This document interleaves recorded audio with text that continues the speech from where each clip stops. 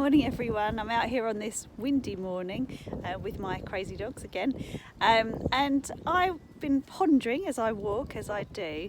Was listening to a podcast yesterday, Mike Williams. So I've not heard of him before, but he was a hypnotherapist for 12 years, and he was talking about in between lives. He was talking about what happens to us after we die, and he had done lots of hypnotherapy during his time to help people with past lives and to help them to find out more about what happens to us after we die. And it was really interesting. I mean, I've been doing a lot of this work recently anyway with my hypnosis courses that I've been doing and doing sessions with Gordon. And I'd always had a couple of questions about it, mainly around the amnesia. And it was really interesting because this Mike, he answered quite a lot of my questions, and it did really make sense. It really resonated with me. He was saying about how we have amnesia, and the reason for that amnesia is so that we can learn our life lessons. And that if we came into this life for our life journey, with our life plan, and we knew exactly everything that we've been through in our former life, then my dogs are just about to start barking. There's 3 dogs running up to them. I apologise if they do. Dogs, come on this way, come on.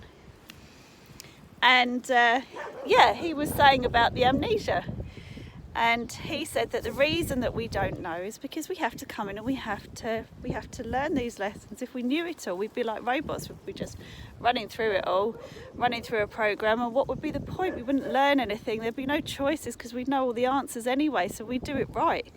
And actually, a lot of the journey is about doing it wrong and learning from that, isn't it? So that I thought was really important. The other thing that I really didn't understand, that it made clearer to me, was how, if we don't have that memory, we don't remember any of our past lives, how can we then access this information? How are we allowed to access this information? Through meditation, through hypnosis, through looking into past lives? How does that come into it? How are we allowed to do that? That's what I could never understand. And he did actually make a really good point on this. And he said that part of our journey is in rediscovering. We come in with the amnesia, but that doesn't mean that the amnesia has to stay forever. There are ways that we can tap in, ways that we can find out this information, that we can start to remember.